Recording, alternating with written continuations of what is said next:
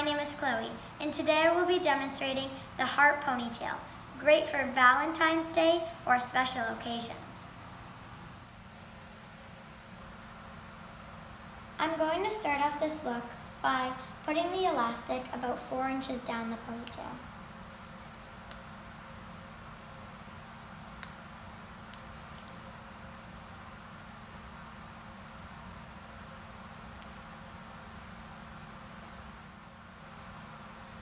Divide the ponytail above the elastic in half, like so,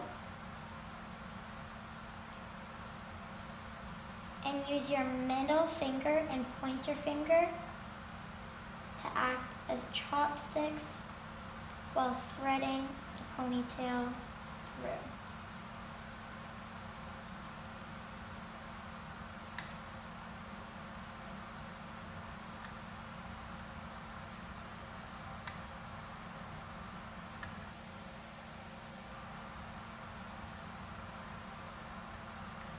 Now I'm just going to grab a bobby pin